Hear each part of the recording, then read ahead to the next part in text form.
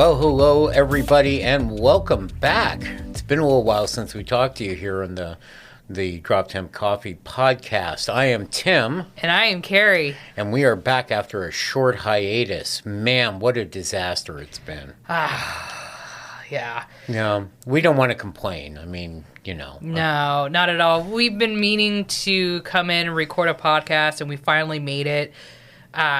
There was just so much that's happening with Temp, and then with Elliot and Murray, and then Blind Coffee Roasters as well. So It's like a whirlwind of everything that is going on at the moment. So I'm going to try to positive spin everything. You ready? Yeah. The crate that my new roaster is sitting in is really well built. Yeah, it is. Because my roaster is not out of the crate yet. I discovered something, and with that, I made discoveries this last week. I made a bunch of discoveries. I discovered that a contractor I talked to has been sitting on the permit to install my roaster for 90 days. Thanks to me for calling them out. Well, here's the thing is, like, Tim and I have been waiting for this roaster to come in, and I said, you know what, I'm just going to contact the city and figure out what the hell's going on. And sure enough, I forwarded that information to you, and that's... and I was driving back because I managed to actually visit my wife for a week, which was fantastic. Speaking of that, I want to do a couple things before we get too deep into the weeds. So first, I want to say a big thank you to Brandon at Primo Coffee Roasting Equipment, again, as our first sponsor and one of the people I genuinely love talking to and about. Brandon does an amazing job at custom setting up colors and styles and shapes and other sort of things about your roaster. He can do anything you need if you're looking to grow your business. Brandon's also really great for support. He's been supporting you with this installation situation that's happening. So shout out to Brandon from Primo Roasting Equipment, and check out their website, primoroastingequipment.com. Yeah, please do. Now, I get the pleasure of introducing our newest sponsor. Oh boy, yay! All right, so I want to say a big thank you to Rick Wade at Wade Graphic Design. This is the gentleman that has helped me make my brand what it is. He's been great.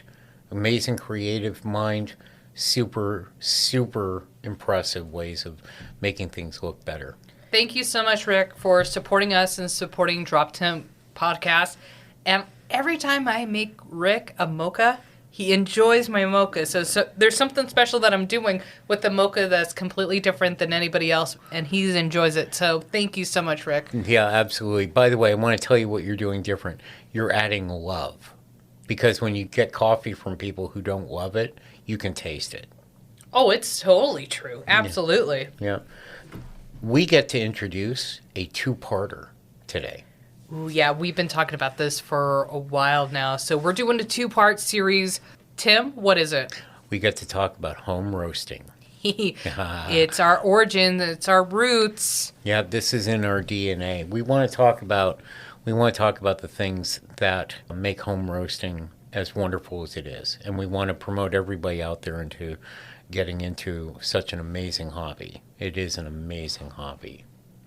It is an amazing hobby. It gets you into a rabbit hole, but it's an awesome rabbit hole to get into.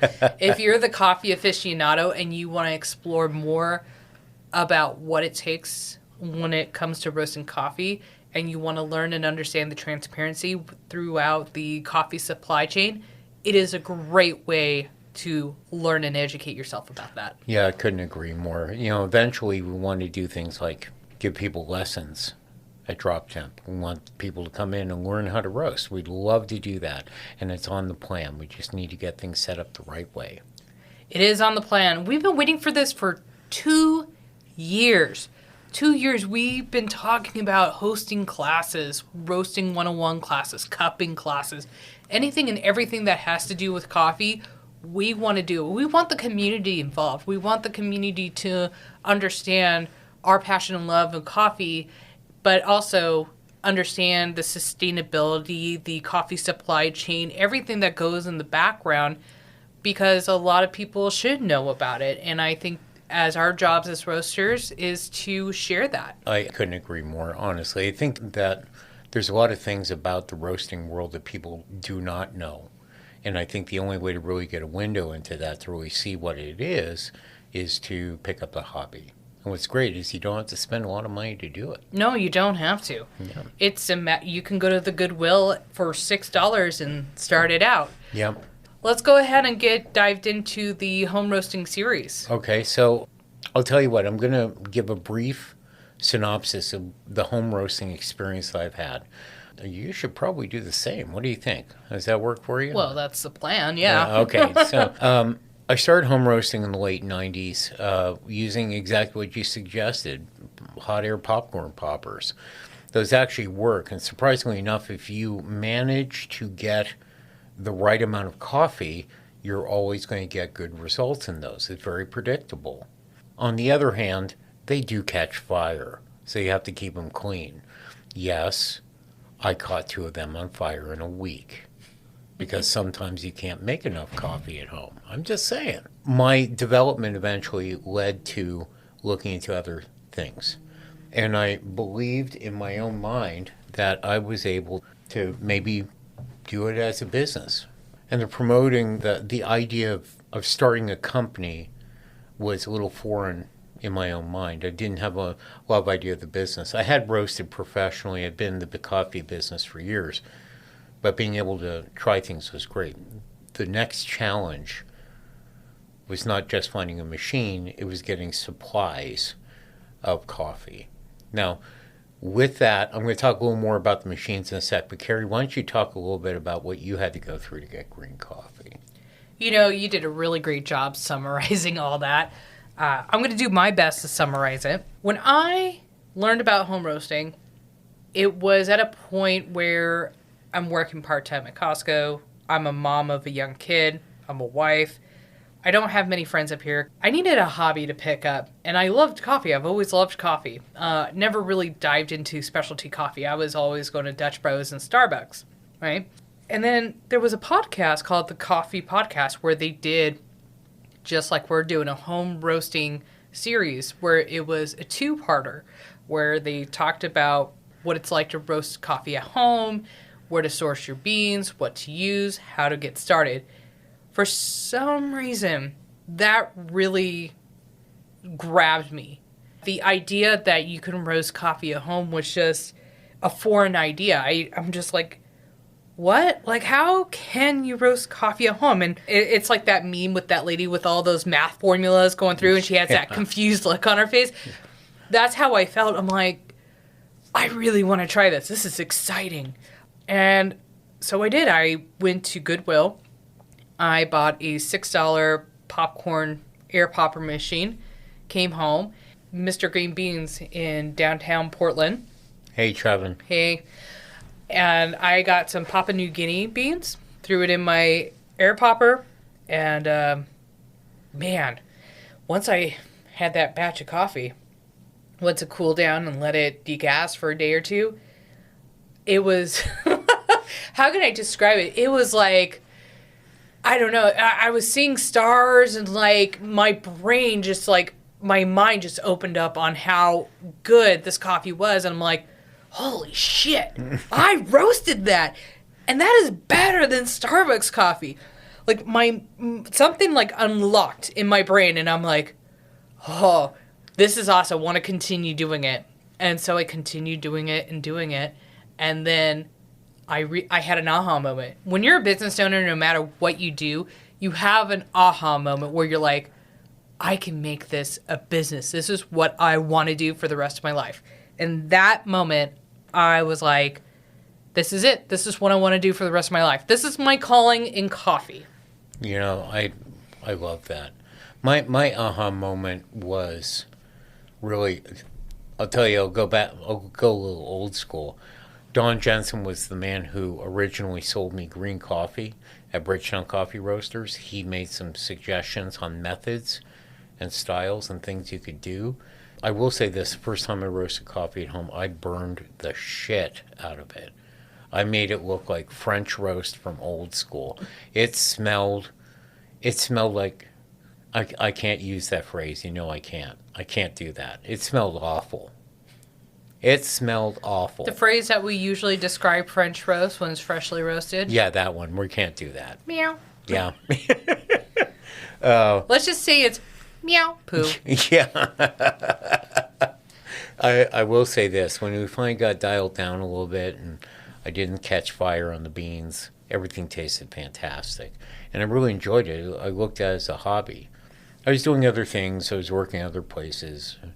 All those things were fine, but I used to go home and use coffee as a way to relax and bring myself together again. Coffee's always been that kind of passion. Well, let me ask you this, Tim. When you had that perfect roast, like besides the French roast one, talking about that roast that you were like, all right, I nailed it. This is the roast, like your first ever. Right.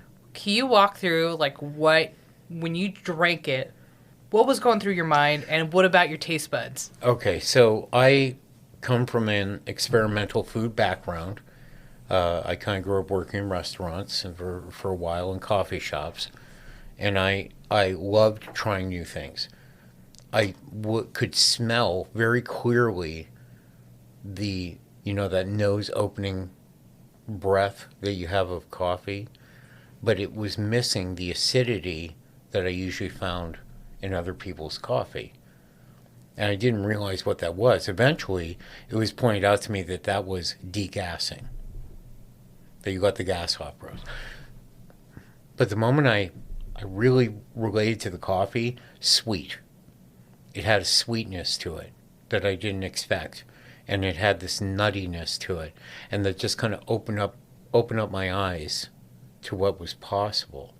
I knew that I had done something good when I ground it up, made a drink out of it, and it tasted like something I wanted to drink more of. What really went through my mind was, this is really good. It was more about that. And, my wife and I at the time sat down and we tried a cup, and we were both like, looked around at each other and said, wow, that's amazing. So we started experimenting with other coffees. I wanted to find out what the differences were. And we realized that we could taste differences, that we could taste things that were dissimilar from one coffee to the next. That was that moment. It wasn't the first sip of the first batch. It was the first sip of the second batch that wasn't the same kind of coffee. Just seeing and feeling that difference, that was what really set me up. That's really what made me want to move forward. Yeah. Yeah. Once you have coffee like that, it definitely changes your perspective.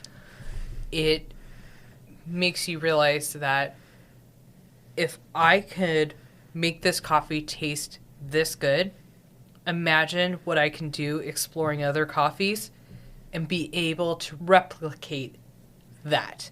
Now, you might get really good at it.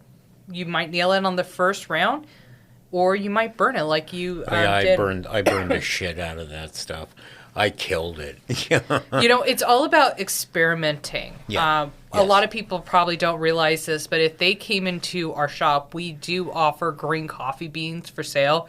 We don't have it on the shelf, but we have it available for people to come, and we've actually had a handful of people who roast coffee at home come by and grab a pound of coffee. See, they're in the middle of having that passion. They're discovering what makes it important to them. For you, it was that first taste of the really good roast. For me, it was the comparison between two different coffees. But the end result of both of those is we are here now doing this. It's the greatest thing in the world, right?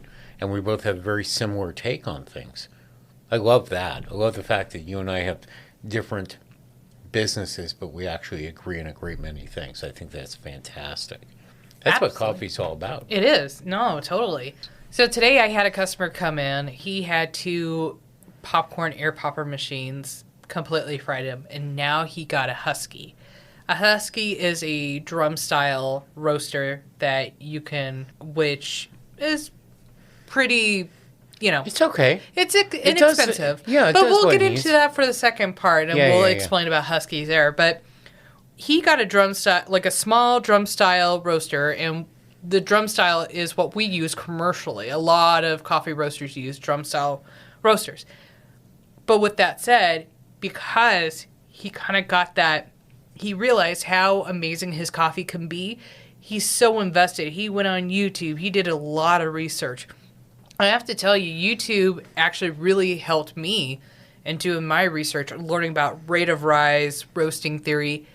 It gave me an idea of how to roast my coffee, but really the hands-on experience to roast my own coffee on a commercial roaster changed everything. Because you can learn so much on YouTube, but there's not going to be someone to really give you the feedback or the critiquing that you need to tweak or fine your art of roasting. And some people keep roasting and they think their coffee is great and stuff, and good for them. But there's some people who need that feedback, that critiquing to say, am I doing this correctly? So, and at Drop Temp, we offer that. We encourage home roasters, hey, if you're unsure about a roast, how it comes out, bring it in. Let's try it together, and we could talk about how you roasted this coffee. We've dealt with that with many home roasters.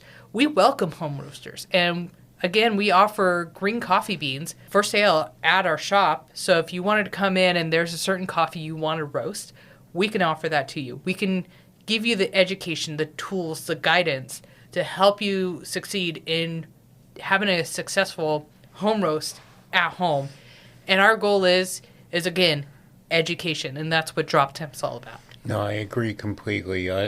What I hope is that we can be a resource for people, kind of like this podcast, where we can talk to people about what is they're doing. Our first conversation, person to person at my roastery, I'll never forget the questions that you were asking because they were well educated. My coffee tastes like this. Why is it doing that? Right? And that kind of feedback, that's the kind of lessening feedback that I love, right? The thing about this is, you touched on this, experience cannot be substituted. You can learn things. YouTube is a great resource. It's not the answer. It's part of the answer. This is the whole thing. Like, how many times do we go and batch roast? Do we once a month, something like that now? We're trying coffee all the time. That's how we keep it fresh, right? How do you choose a coffee to put into your shop or to roast commercially? We can sample a coffee and do a test batch and do it a way, and we can tell is like, okay, maybe there's a little bit too much acidity, so the charge temp was too low. Maybe we need to adjust it. Maybe this coffee we should have more body, so let's roll it after 2 minutes after first crack or something like that.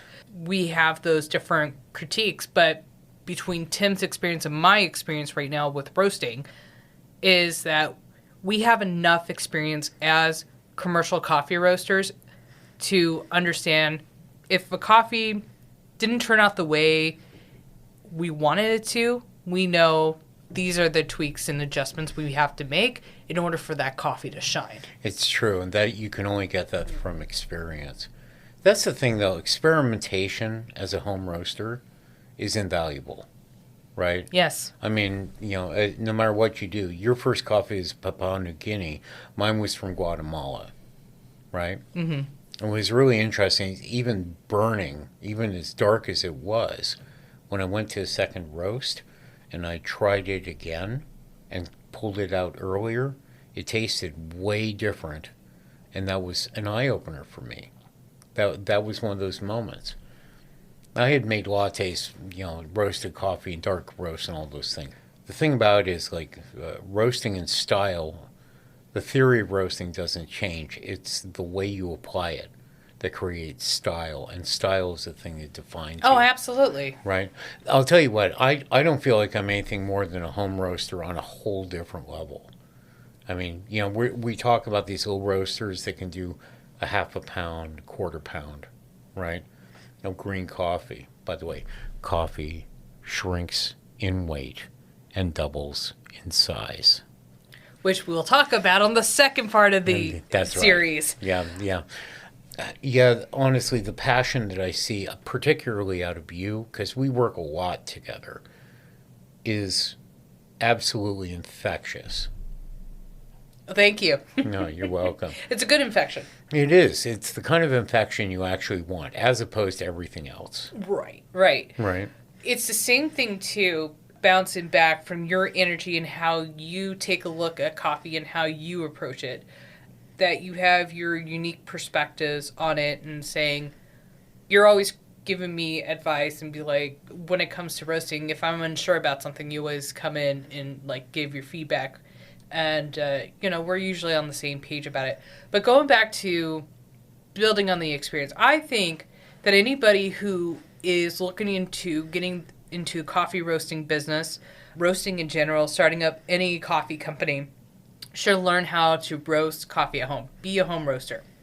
All you have to do, go to Goodwill. Get yourself a used popcorn ear popper machine. Throw some green coffee in and experiment with it, because this, I believe, lays down the foundation of the entire roasting process from beginning to end. So you have where you put in the green coffee. You have what's called the cinnamon or drying stage, where it turns from the green to the brown, or Maillard effect. I mean, there's a lot of things that it's called during that transitional period, but then you also have where it gets into first crack, where it enters into the light roast stage, and then the in-between of first crack and second crack, you have more of your medium roast kind of stage, light to medium, and then second crack is when you're going from your medium to dark stage.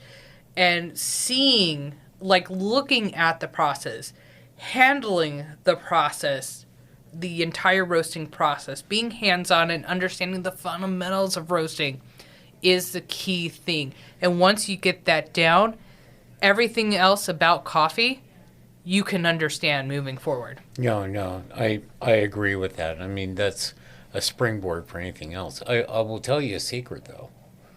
I don't feel like I'm working, ever. Same. The only time I ever feel like I'm working is when I have to do a certain amount of production in a certain period of time. Other than that, it's the greatest hobby in the world. It's just on a whole different level.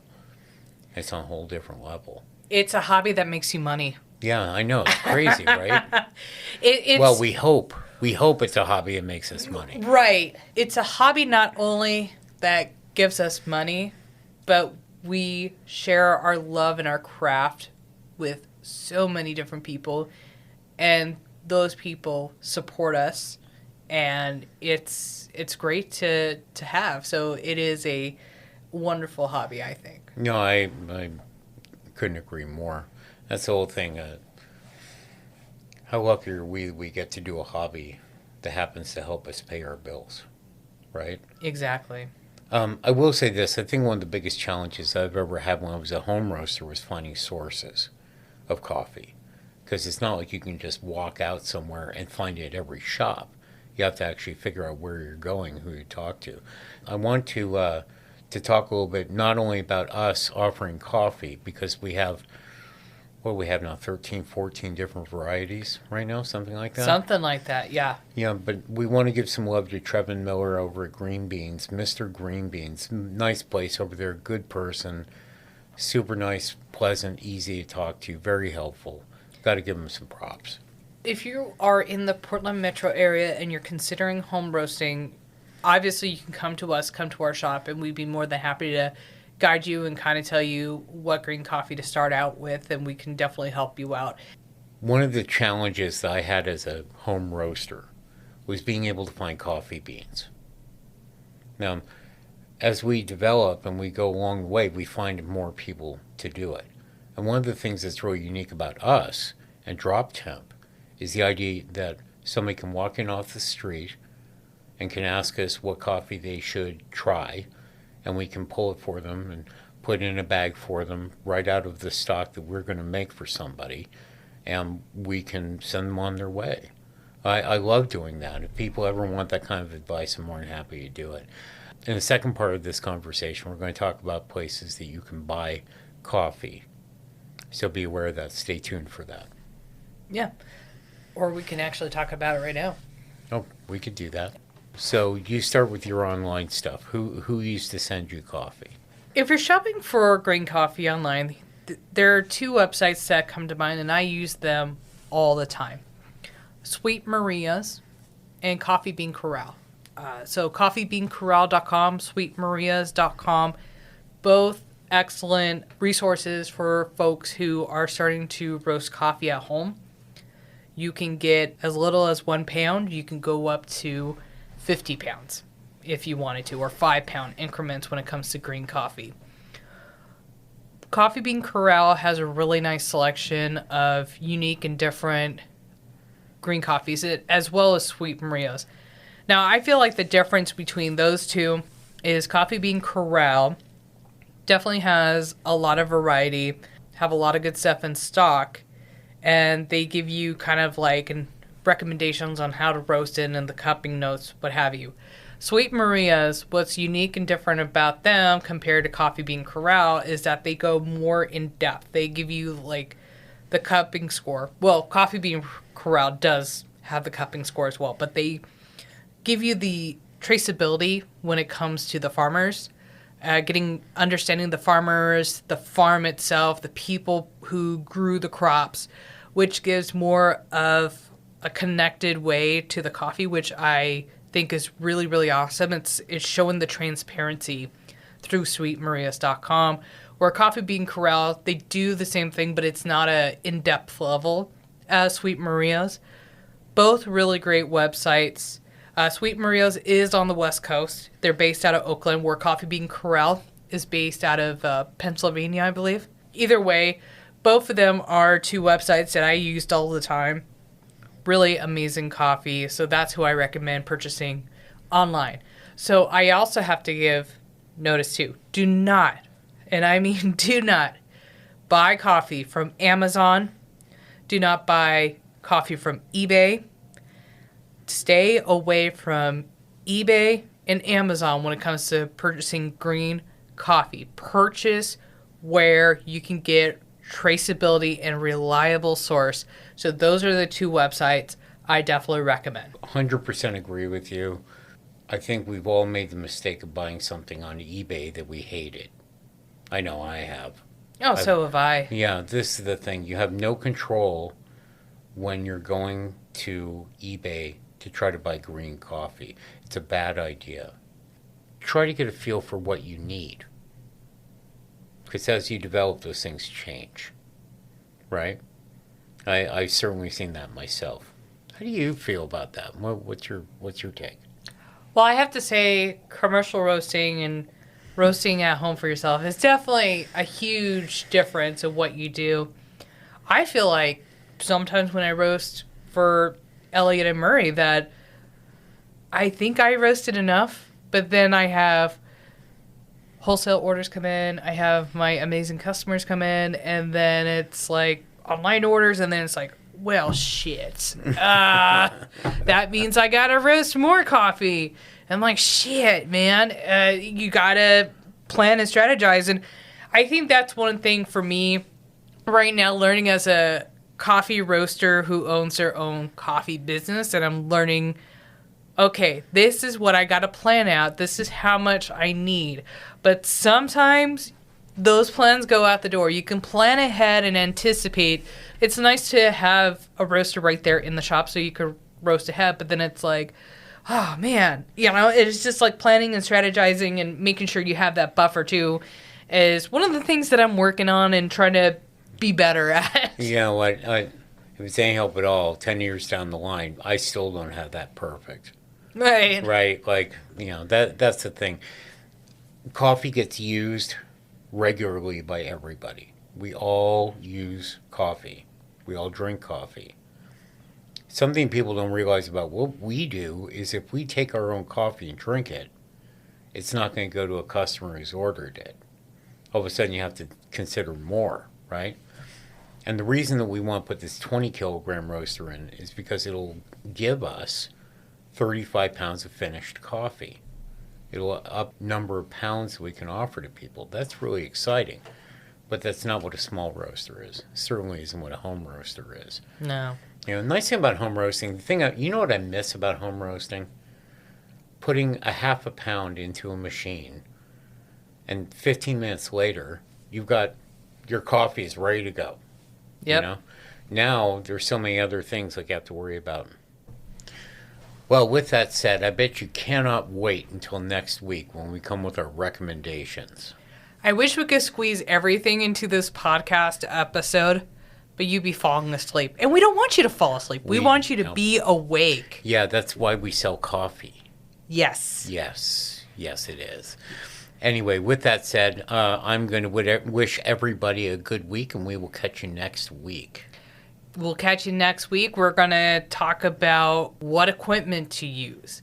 And then, who knows, maybe we'll have a part 3 where we kind of dip in a little bit of roasting theory. Yeah, well, I'm more than happy to do that. You know, I could do it all day. Absolutely. So anyway, we're going to go ahead and wrap it up. And we thank you guys so much. We do miss you. And sorry we've been absent. It's just been some crazy stuff going on in the shop and us being out of town. And by the way, happy belated birthday, Tim. Why, thank you. Tim had a birthday. All right, so before anyone asks, I'm going to actually say it. 56. Thank you for the birthday wishes, Keri. I appreciate that. Oh, you're very welcome. And we will see you guys next week. Bye, guys. Have a great week. Goodbye.